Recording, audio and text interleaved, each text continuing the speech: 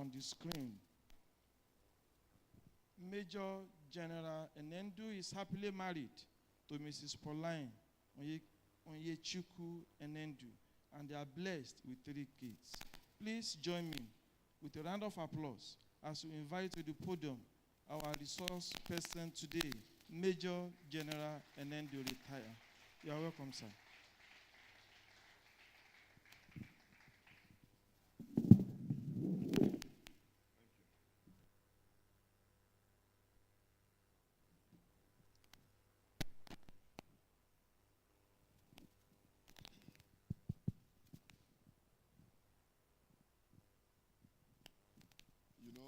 When I have opportunities like this to speak to this kind of audience, a story comes to mind and I want to share it with you.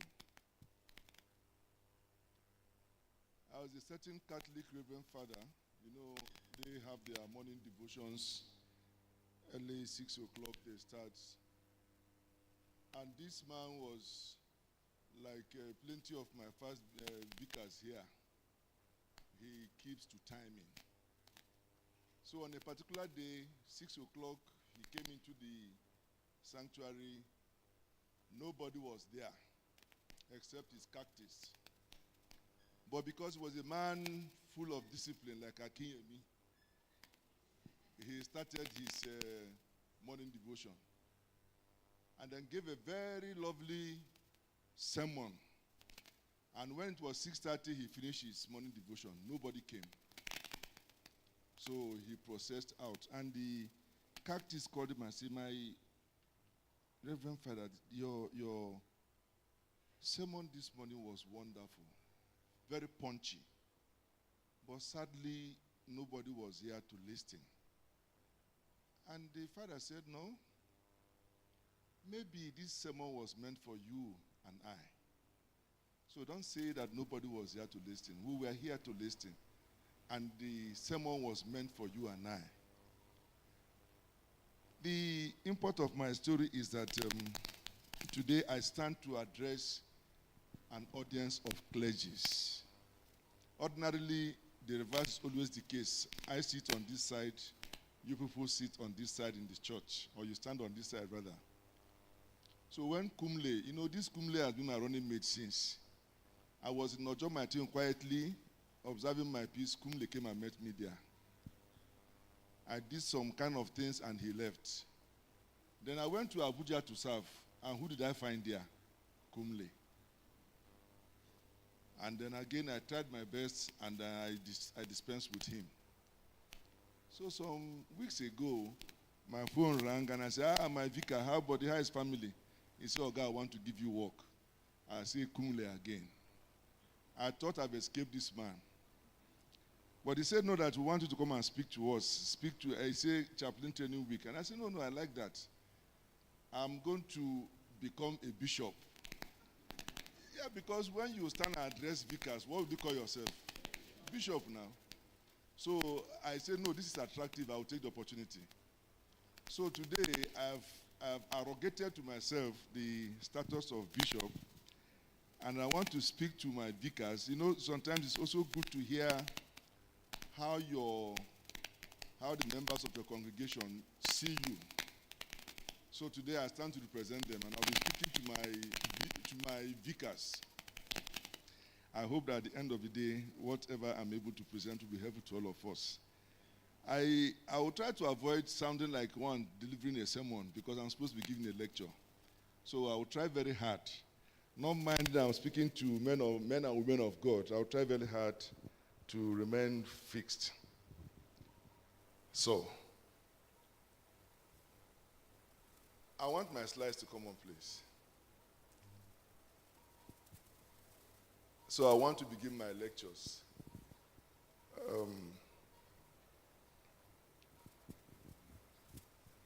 need to have this functioning. It's not coming on yet.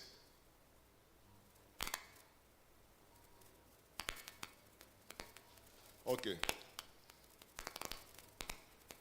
So, by way of introduction, our chief host, the Acting Director, Chaplain Services, Lieutenant Colonel Ogonyomi. I was just telling him that in December of the year of our Lord 1982, his father, who was the Bishop of Kaduna Diocese, confirmed yours truly in St. Michael's Church, Kaduna.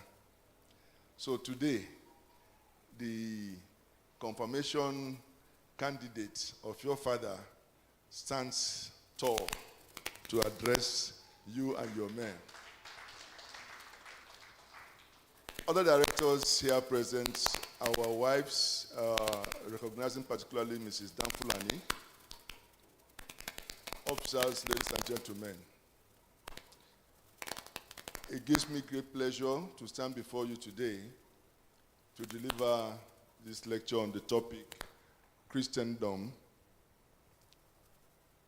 and the moral question in peace and war, the Nigerian Army Chaplain Services Protestant in perspective. By way of introduction, humanity, as we know, has gone through transformative evolution over time. In the course of this transformation, we've had various concepts. Some we term civilization, others we call religion, others we call science, psychology, so many things. Today I'll be focusing on two important things, religion and science. We say that civilization is anchored on development, and some of these advancements we see, religion, science, psychology, all that, they are all aspects of what we term as civilization, which is involved or concerned with development of the human race. And then we want to particularly observe that both science and religion have tried to theorize, they have tried to postulate on the origins of man. Okay? Of course, having divergence in a lot of places. The confusion that comes from such divergence is that sometimes humanity is confused, is not certain what the origin of mankind is. Science will seek empirical evidence. In science, if you cannot show me how 2 + 2 gives 4, physically and empirically, science will not agree. But religion is more faith-based. We believe that this is what it ought to be. So some of these, distortions tend to add confusion to aspects of human being. One of such things is, what do we think will constitute morality? Morality is supposed to be an aspect that is in tandem with peaceful coexistence. It's supposed to lay foundations for men to coexist peacefully. And I don't think there are any arguments about the fact that everybody wants to live in peace. The arguments come when we want to think about what should be the path to this peace. We have animal rights activists who tell you that even to kill a chicken is not right. And when you kill a chicken, you are tampering with the rights of the chicken, and therefore does not make for good, peaceful coexistence. Others will tell you human rights. And the human rights thing is something I'll touch on later, because recent developments have brought so many things under the umbrella of human rights. A particular thing of note is the lesbian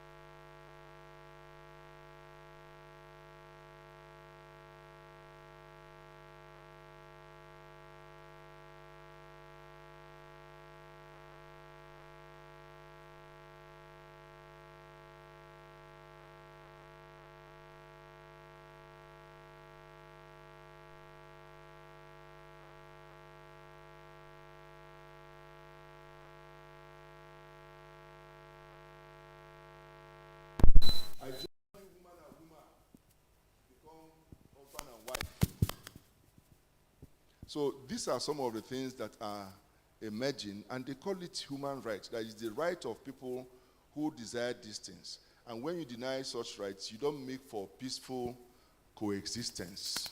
And like I said, we all agree that peace is important for humanity. So we'll just take a while to wait for the slides to come so that we'll continue from where we have stopped. We are going to, yes, so the question that comes to mind is, what should be the universally accepted norms when it comes to moral? What should be the universally accepted moral standard?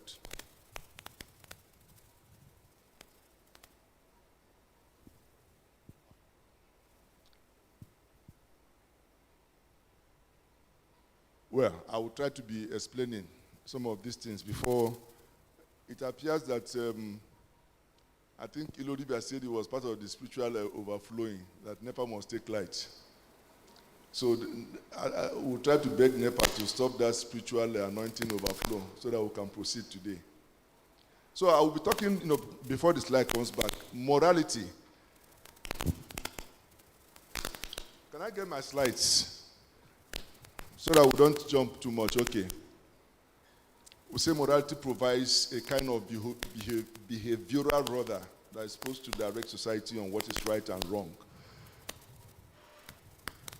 Christendom refers to, of course, everything Christian, our cultures, the traditions, the educational system, the institutions, everything that comes or is related with Christianity is what we'll be looking at as Christendom here, where the clergy, of course, that is your humble selves.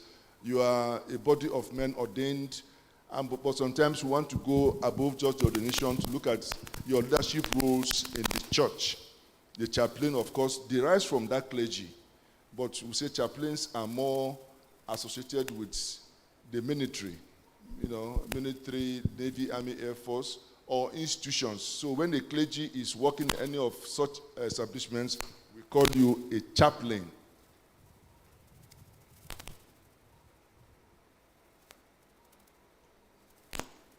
Akinyemi, we are going to keep Akinyemi. Some of you are my students in NACOL. This is not very good. This thing is not working very well for us. Okay, so let me be sure that we have not jumped more than one slide. You want to give me another one? My bigger problem is with this thing, not with the.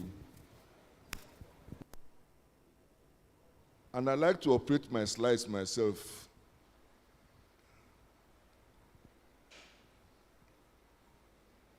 Okay, in Jaji, we always teach that you should have a plan B. When your waiting call is not working, you should have your flip charts. We call it in those days. I don't know if anybody uses flip chart these days. Okay, so probably I should go back to my lecture notes if we're going to keep having these discussions, but I will not have a good flow. What is happening? I will not have a good flow if I don't like to read lectures. Okay, but probably I should be reading these things until we are set. So I said morality provides a kind of behavioral rather for society to distinguish between what is right and wrong and what is acceptable or not. On the other hand, Christendom have explained all of these things. Nigerian Army is an important part of the Nigerian nation. Okay, let me continue from here. The Nigerian nation has had challenges since our independence in 1960. We fought a very bitter civil war, and all of these things come back to the role of leadership. We finished the war in 1970, and then we had the mantra, no victor, no vanquished. Well, I say maybe there is no victor, there may not be a vanquished, though I think there were. But more importantly, I think we lose out on the fact that all of us, the federal side, the Biafran side, we are all victims. Victims of a wicked manipulation, and victims of lack of good leadership. Because if we had the kind of leadership that a young nation deserved, probably we wouldn't have had to kill so many of us in the name of a civil war. So leadership has remained a recurring decimal in our national journey. And the Nigerian Army remains a key component of our journey towards greatness. Most of us say that Nigeria remains the last bastion of hope for the Nigerian nation. And why is this so? Because of the kind of training we receive, the kind of orientation we get, in this institution. So drawing from that, if the Nigerian Army remains the last bastion of hope for the Nigerian nation, the chaplaincy that is supposed to shape the moral standards of a very large percentage of the Nigerian Army stands at a very, very important position to be able to drive that role of Nigerian Army as the last bastion of hope for the nation. Let me see if our slides are back so that we can be able to flow from there. It's still not back, so I will continue reading. Okay. Well, the purpose of this lecture is to examine the role of the Nigerian Army chaplaincy in shaping the moral standards of members of the Nigerian Army in peace and war. I will attempt to drive the narrative, and this is important. I will attempt to drive the narrative that a well-grounded chaplain, a chaplain that is well-grounded in moral standards, will be an inspiration to the Christian community of the Nigerian Army, and by extension, the entire Nigerian polity. I think I tried to explain that. So, this is the aim for my lecture. And to achieve this aim, I'll be looking at these things. The conceptual clarifications, I will be clarifying 3 important terms. Then I will conduct an overview of Christendom and the moral question in society. Next, I will look at emerging global perspectives of morality before finally looking at the role of your kind selves in shaping the moral standing of Nigerian Army personnel, particularly those we call the Christendom, the Christian community, our institutions, our schools, our cultures, our doctrines, in shaping that. So let me begin with conceptual clarifications, and first we'll be looking at the concept of Christendom. I've said I'll be looking at these 3 things.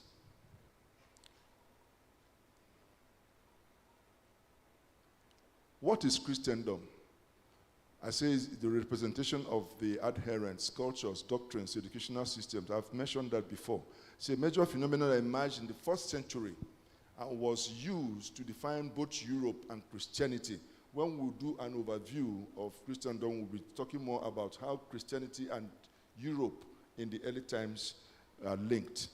For the purpose of this lecture, therefore, Christendom shall be viewed as the sum total of the Christian faith, its adherents, and the cultures as well as the institutions associated with Christianity within a given environment. Next is morality. We say these moral standards may differ from place to place depending on the socio-cultural and historical values in such societies. Ethics and morality are often used interchangeably, but they do not mean the same thing. Okay? Ethics is all about what is good and evil, while morality talks about right or wrong. And to explain, I will give a small example about a boxer and a soldier. When 2 boxers meet in a ring, and one of them kills the other, we've seen that happen a whole lot, even in NDA.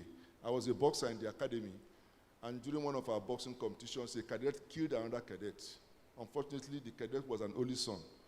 I don't know why his mother allowed him to come to NDA, okay? But the point is that these things happen. Now, when a boxer kills his opponent in the ring, ethically it's acceptable. Nothing wrong with that. They will give him the belt, isn't it? He raised his hand, he has won. But morally, the boxing community does not accept it as right. The boxing community does not accept your killing your opponent in the ring as morally right. They expect that if you find that he has become that weak, you should leave him. You should show empathy. The aim is not to kill. The aim is a sport. Okay, so why ethically killing your opponent is acceptable, morally it is not. Then let's look at a soldier, a sniper. Okay, enemy forces are advancing, and we have a sniper properly positioned. He takes out 1, 2, 3, 4 people. Okay, and the enemy retreat. We will give him a medal. That sniper will be given a medal. Because ethically, what he has done is acceptable, isn't it? But morally too, because he has saved lives. If we had allowed the enemy advance to come, maybe overrun our locations, probably even the people we are defending will have been also finished. So morally too, both ethically and morally, we say that the sniper has done a good thing. But these two people now, I want us to situate the occurrences within the context of their professional calling. But if either a boxer or a soldier kills somebody outside the professional calling, outside the boxing ring, or outside the war front, in normal day, you just kill somebody. Both the boxer and the soldier will both ethically and morally wrong, and there will be consequences. So I just put these two examples to be able to explain the concept, because it's important for us. Remember, we are looking at the moral question in society in both peace and war, and the role of your good selves in shaping those moral standards for the soldiers. Okay? So this fellow Loggins looked at morality from both the individual and group perspective, and he says, he listed these 7 items as things that should be associated with morality: bravery, which is important for us as soldiers; fairness, defense of authority, defense of your nation; helping the group, very important for soldiers; loving one's family. Now you are coming home to Christianity and Christendom; returning favors, and respect for others. Loggins says these 7 aspects of morality are important. Okay, and I thought that would be instructive for our lecture today.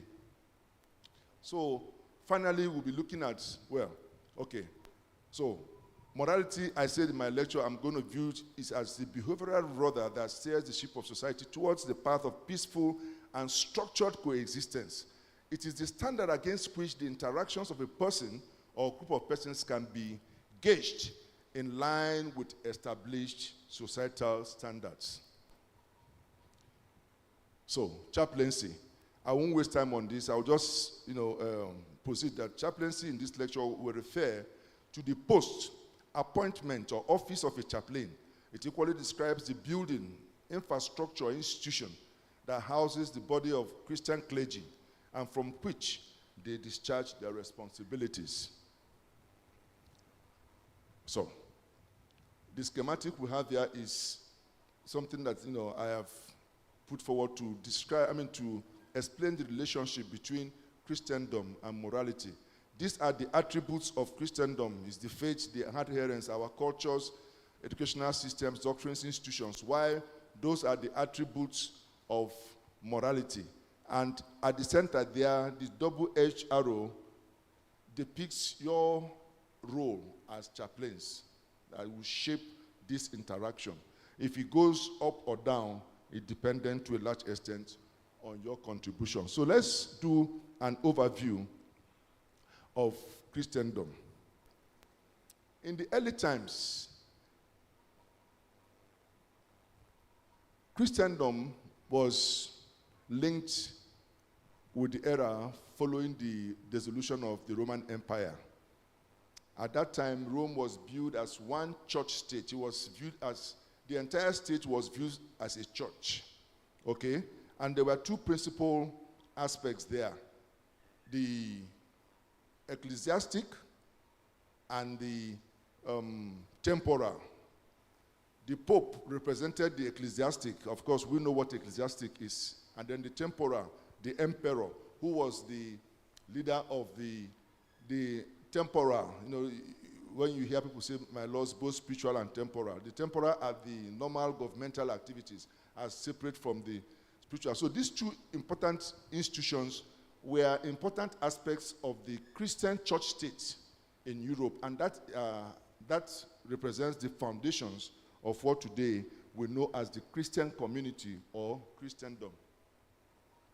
Okay, the Pope, like I said, had the supreme authority, while the emperor was in charge of the temporal affairs of state. This scholar Mojri summed up this relationship, by saying that Constantine founded Christianity while Christ established the Christian church. We still have examples of this kind of relationship in modern times. In Iran, you know that Ayatollah Khomeini is the spiritual leader of Iran, and he's even the supreme authority in Iran. Why do they have a president? The same thing happens in Thailand. These countries are where you have, and even the UK, we know the king or the queen is the number one authority while the prime minister follows you. So it is all drawn from this kind of relationship. Coming now closer to our discourse today, what are the contending issues in morality in society? We'll be looking at a few of them. Abandonment of core Christian values in favor of some emerging beliefs.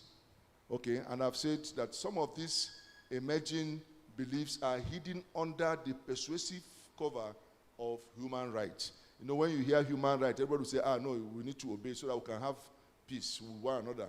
They are smuggling some of these concepts into Christianity, and this is a challenge for Christendom.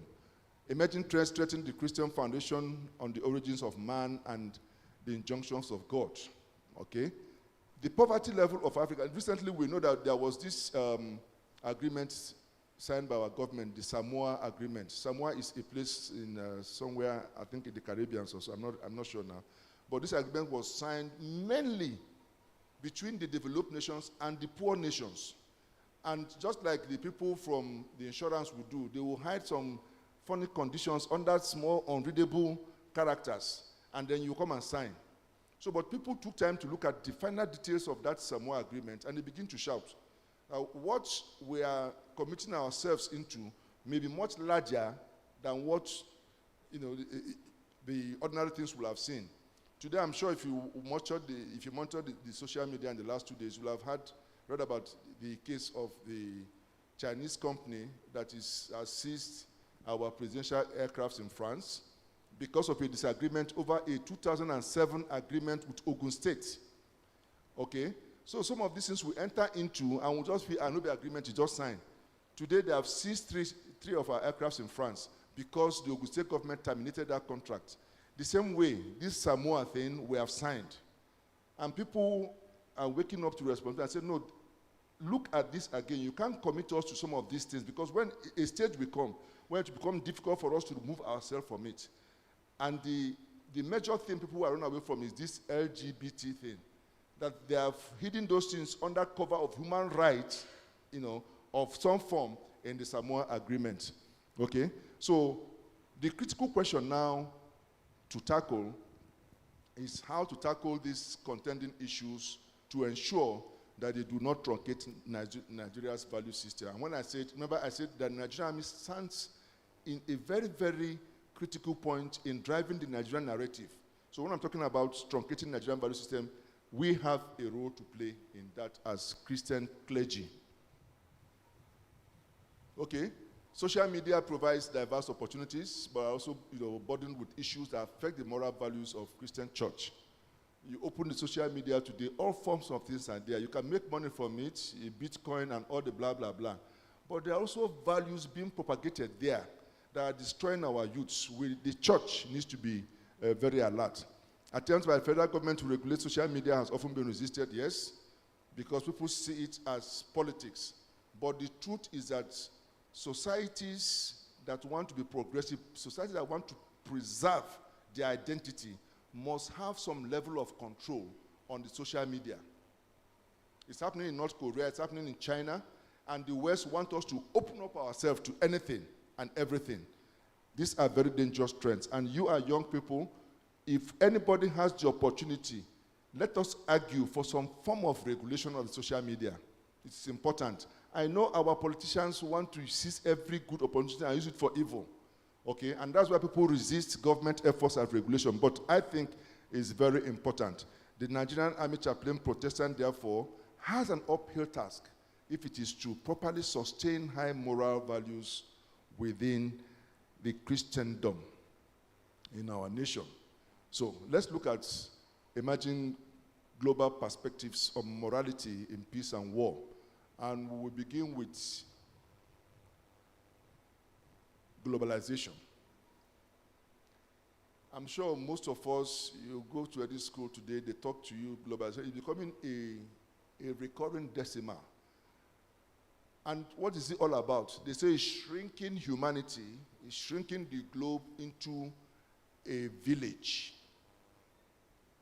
Globalization is extending the reach, and that's where there can be war in Sudan, and I can sit down in the parlor of my house watching television and I see things happening in Sudan, the crisis in Ukraine, in Israel, globalization, the developed people, because of their reach in communication, they are forcing their value systems on us. They tell us democracy. I'm not against democracy, okay, don't get me wrong. But if you ask me as a person, I say I prefer good governance much more than democracy. So if democracy will give me good governance, I'm happy with it. Okay, but the white man tells you democracy, good or bad, the kind of circuit we do in this country, we call it democracy, is what they push down our throat. So we don't, if you try to look elsewhere, oh, you are a bad man, you must swallow it hook, line, and sinker. And so many other such values, the LGBT thing, of course, and so many things. We have the WTO, the World Trade Organization.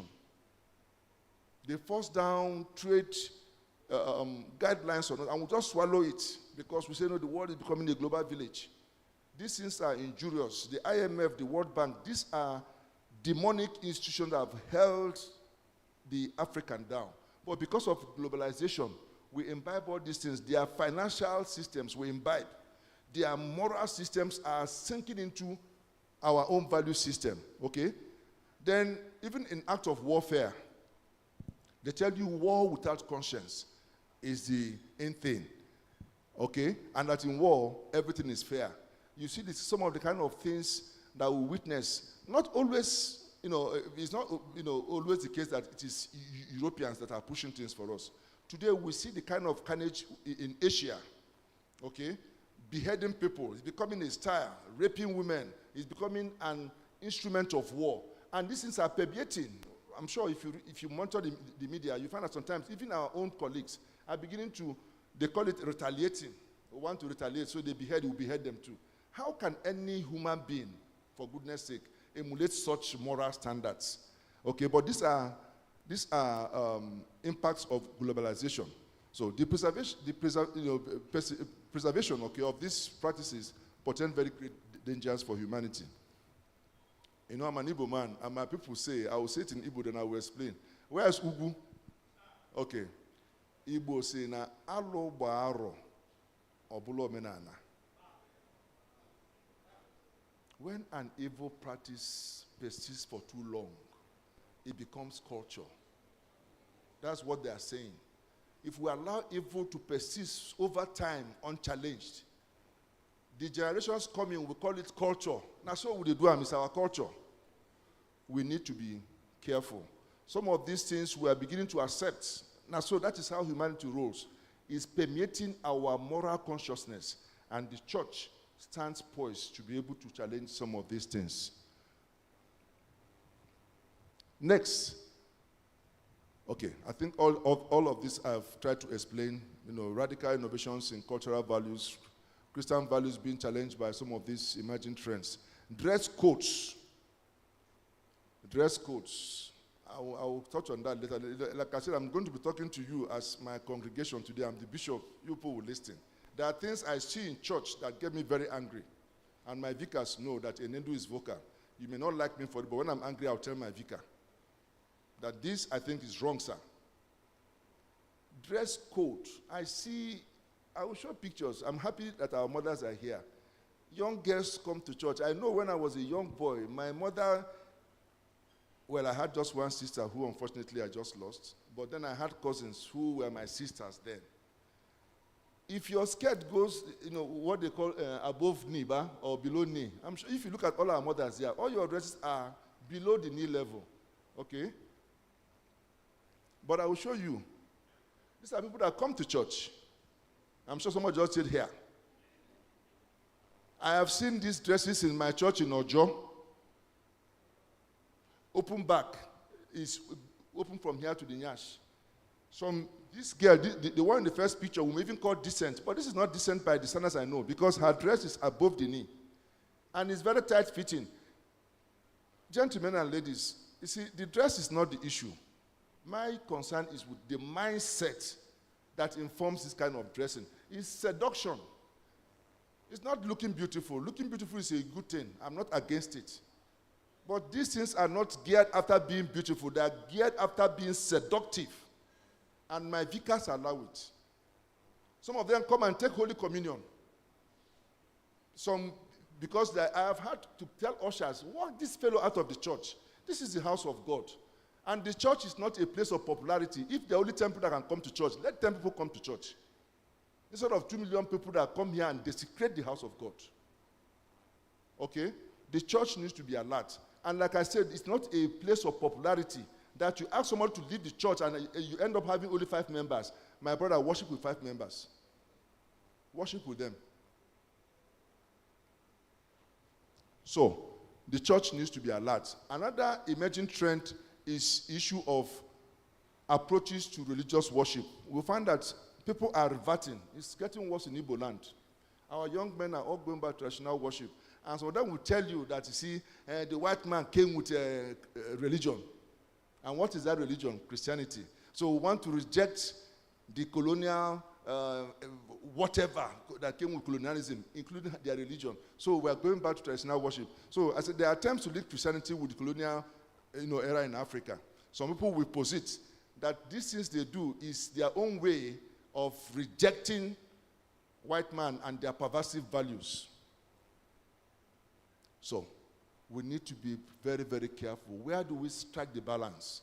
I agree. I am saying here that we need to reject some of those values. But are we going to throw the baby with the bathwater? Because the white man brought religion, and the white man is bringing LGBT, because the white man is bringing globalization, so we should all wash them all away together. The church needs to be alert. Another is approaches to securing pecuniary gains. International relations, there is no morality. Well, I teach that at the Defense College. Morality, you see, today I'm talking as a man in the Church of God, but when we teach strategy, we teach preservation of national sovereignty. And sometimes you have to do things that are bad, in quotes. So we say in international relations, there's no morality. Forget the people that tell you human rights. America is always trying to show China as bad people. It's all politics. The Chinese may not be that bad. It's all manipulating your psyche to see the other party as wrong because they want to preserve. The white man, the Americans are the worst form of human beings you can ever see. But they come showing you as very nice people. So the teaching actually is that there's no morality in international relations. But for the church, there must be morality in everything. After all, Christ says that the way that leads to life is hard and dogged, and only a very few people will find it. But the one that leads to perdition is wide, and many there be that go therein. The church must stand firm and resist even this, which in the end we will teach in Defense College, but here I say there should be morality even in international relations. The church will indulge in all forms of unethical practices, some in a bid to raise money for the church. I was going through your program, and I saw, I think a lecture for tomorrow or today is about church finance, transparency or so, by the associate professor. Very good. The church needs to be vigilant and watch how we raise money. God does not need your money. That is my understanding of the Bible. We need God. God does not need us. And whatever it is we have. Let's be careful when we want to raise money for the work of God and we indulge in what I call unethical practices, all because you gather us more money and then we'll be seen to be good. Money, I think 1 Timothy 6 says that some who don't understand say that gain is godliness. Okay? That you're able to bring more money, means that you are doing what is right. I think down to verse 10, it says that the love of money is the root of all the blah, blah, blah. And that while some coveted after had pierced themselves with many, many what? Say, oh man of God, from this run away. Money, the church needs to be very careful when it comes to issue of money. Ritual killing, backstabbing, betrayals, criminality. The politicians we condemn every day are our members.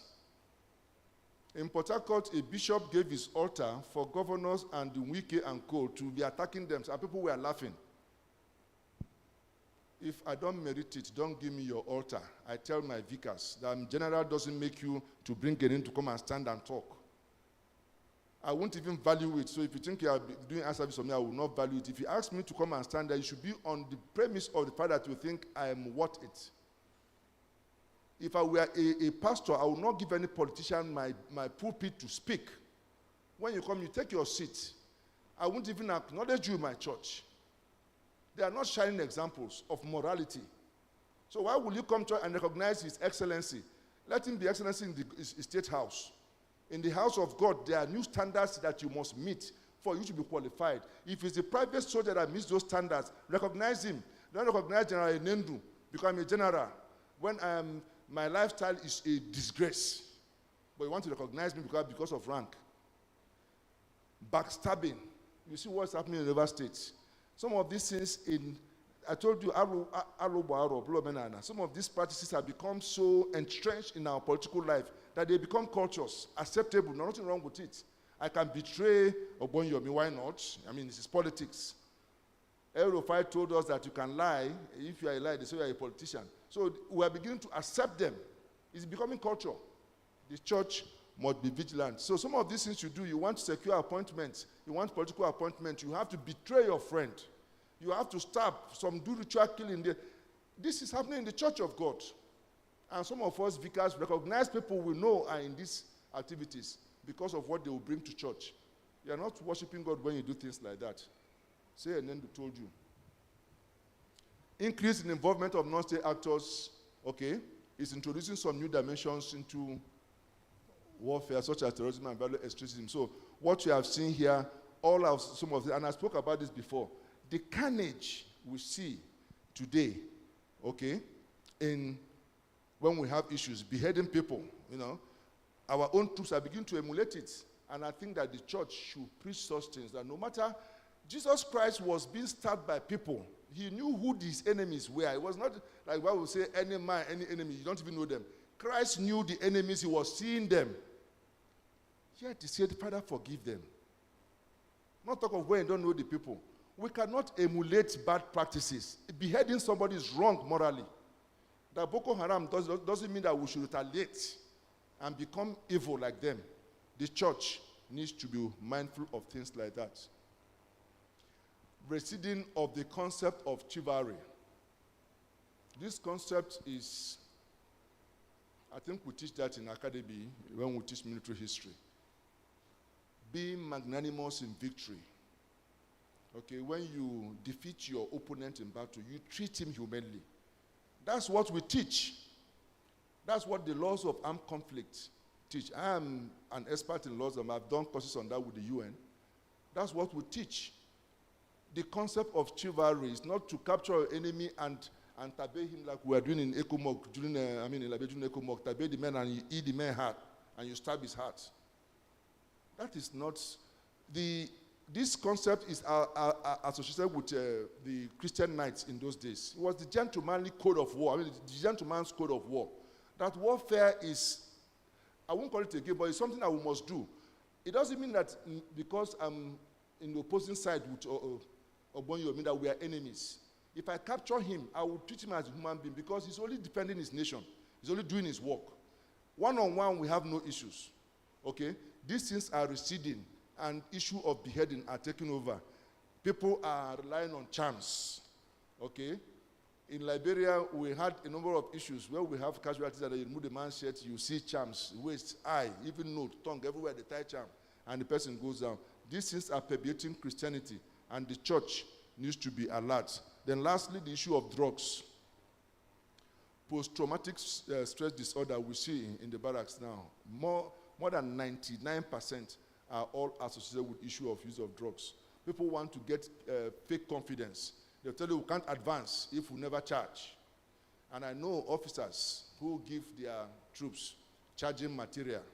You see, oh God, these boys, they will not move unless you give them. Probably it works, okay? Maybe I shouldn't be saying that under the camera, but I know that these things have been there. The church must stand firm against it. In shaping the moral values of the soldier, the church needs to stand strong, okay? Now, your roles. I hope I've not taken too much time. I'm almost behaving like a pastor. You know, some pastors, when they carry this, they go then, Aki Yemi go begin vex. Once they then pass this, my wife go say, go begin vex now. I say, but me, I support him. You know, either we will just be talking small. But if they do the same thing. And then if they do, you go say, Sabondra, you people will not sing again for the next 2 weeks because I told you it's time and you did not agree. Okay, so I hope I'm not passing the time too much. Unfortunately for all of them, let me hold microphone today. And Oboyomi don't shake it. See, okay, carry on. Okay, so now we are looking at your roles. Nigerian Minister of Protestant occupies a peculiar position in the management of the Nigerian Christian community because it operates under both the ecclesiastical and temporal leadership structures of the church and the federal government. Okay? You are under the leadership of the church and the government. You must find that balance somehow. Because if you ask me, the more important one is your responsibility to the God who has ordained you to watch over us, your congregants, you know. So, the church, okay, well, you say the two institutions are historically supposed to be complementary. It was supposed to be so in the days of early Rome, but we're always having issues. And some of these issues I've tried to put here. The church does not allow polygamy. The Nigerian government permits it. Not be so? Not so. The government permits it. Our traditional institutions permit it, but the church says no. So the ecclesiastical and temporal are in conflict. Okay? Then I gave another example. Your duty, when we are in operations, the duty of the chaplaincy, those in education and finance and some of this, you are supposed to act as watchkeepers in the formation headquarters. You are supposed to man the operations room, help us to update map. My students in NACOL will do battle map marking and all of that. So the chief of staff can produce roster for for watchkeepers.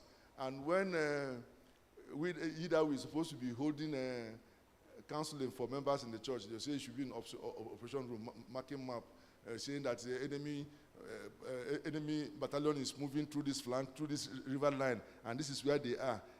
They have been ambushed here, blah, blah, blah, blah, blah. The man is supposed to be counseling people. There will be such conflicts. The counseling is his ecclesiastical duty. Watchkeeping is his temporal duty. He must find a balance. Okay? So I said, the child needs to, where is that one? Okay, management of, I've not moved to this slide now. Sustaining high moral standards. Come, but don't move my slides for me. Oh. I know this thing is messing up, but don't move it. I think this is where we are now. Okay, move on for me. Move on. Move it, since you don't do the work for me. Maybe we will, okay, and they laugh. Yeah, because you know I'm having problems with this thing. So sustaining very high moral standards amongst amongst any chaplains, very important, okay? Kumle told me that one of the important things I was supposed to talk about is the chaplain acting as an inspiration. I think I captured that in my purpose. So, the requirement of very high moral standards among any chaplains cannot be overemphasized because of the high office you occupy. It is, and the impact it has on providing the requisite spiritual and moral guidance for a Christendom in peace and in war. The chaplain needs to insulate himself. You need to remove yourself from some of these societal surges. Okay, things we see on the internet, things that are there on social media, things that are there around you, pervasive values, dress codes, things we pronounce. The chaplain must find a way of insulating himself. You know what insulation means? Put a wedge between you and all those things, okay? Because you need to remain that, inspirational, entity for not just your colleagues, but for your followers. Management of church fund is one area, but I won't take time there because you have a lecture on that already. When I was preparing my lecture, I didn't know you have that, so I will leave that. But suffice to say that the church needs to be careful about money. Raising funds for church work, we should be careful. Let's be sure that it is within the confines of recognized Christian ethical values. I'll leave it at that. It is implied that the NA chaplain needs to be of very high moral and ethical standards themselves if they are to act as those inspirational agents for our society. Next is guidance against pervasive Western values in the church. These are some of the things I've said you should do. Youths with plaited hair, that is another thing. But I think I've captured that. In Ojo, on a number of times I've told ushers to walk out this person. I know that they came for occasion, maybe somebody invited them. Tell them that this church will not permit it. Even the barrack does not. If you're entering most barracks, they will put those big posters about the dress that you shouldn't wear, but isn't it? All those plaiting of hair are there. So if the temporal doesn't permit it, why would the ecclesiastical permit it? Why will you allow it in church? Because they were invited for occasion. Tell them no. Please stay outside. When the man come out, you meet him outside. Okay? So we said, this form of dress, and people that tell you that it's a cultural renaissance. Plaiting of hair is part of our culture. Very true. If you look in this picture, put the next picture, put the next slide. Put the slide for me now. Good. If you look at the picture in the far right, that is a true African. We plait here, we wear earrings. It's there.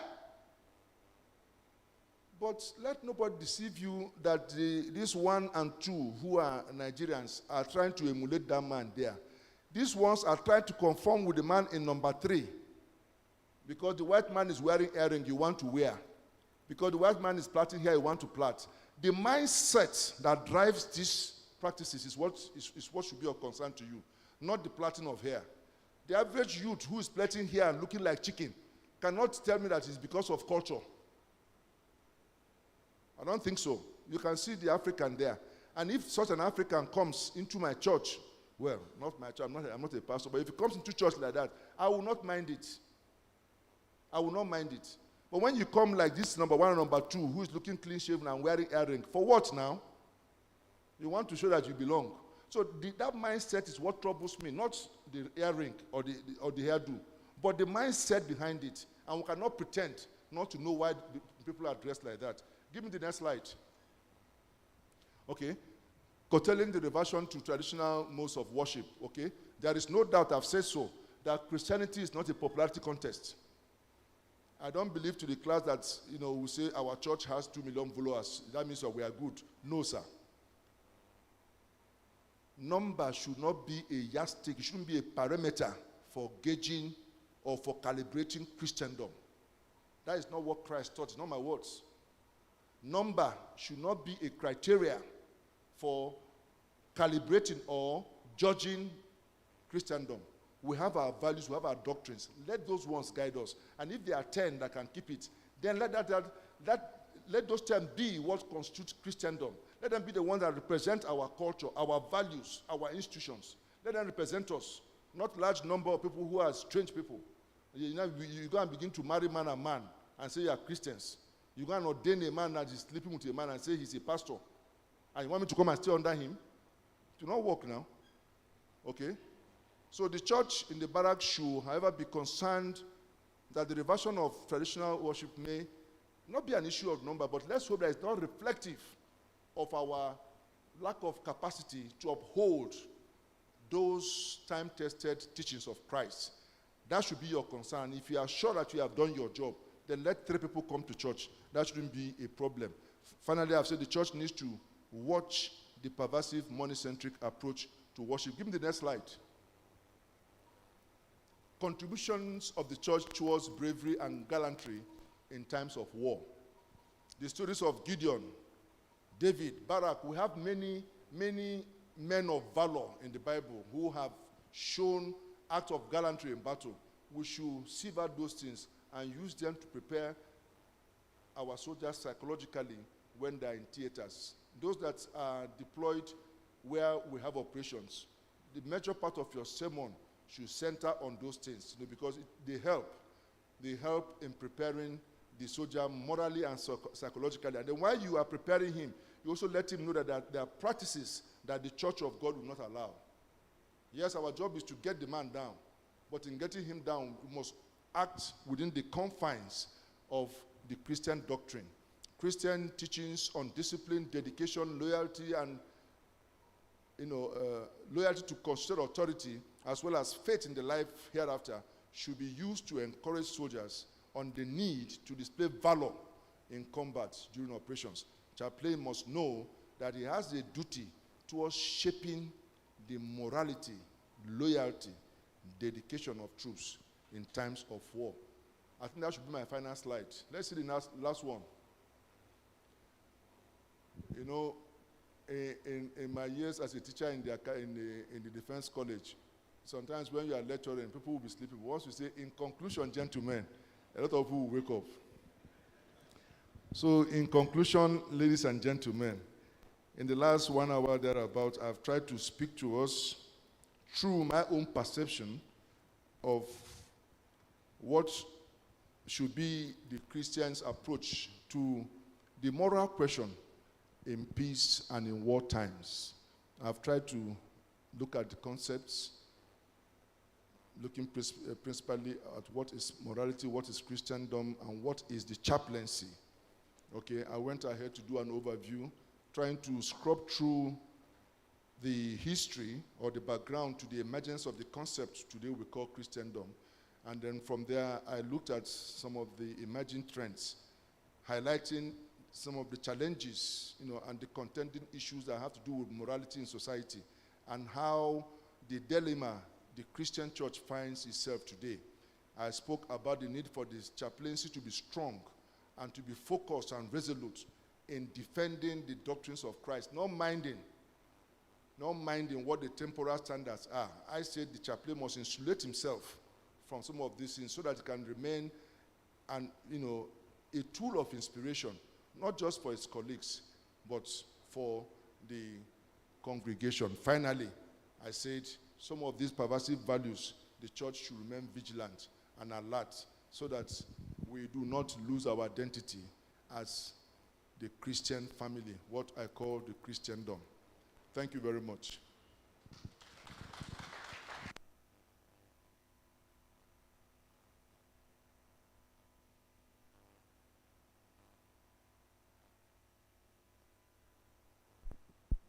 Please, shall we give a very resounding round of applause? Wait now.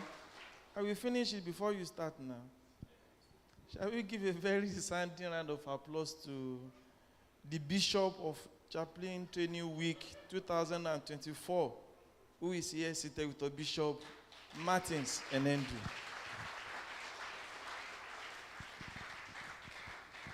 Thank you very much, sir, for this brilliant presentation that we are privileged to listen to in the last 1 hour or thereabout. He has already done the recap by himself. I won't bother to go into that again. However, before we go on into this interactive session, it is important that I just mention this. In summary, after listening to this beautiful lecture that was delivered by our father-in-law, who has been with us from all that he has said, talking about or making reference to our very senior officers who are here present, it is obvious that he has been with us a very long time. While he tried to introduce us to the topic for the day, the lecture, and explaining morality, chaplaincy, and arming, he was able to summarize it by saying that chaplains are saddled with the responsibility of shaping the moral standard of the Nigerian army barracks community, which we, of course, are doing.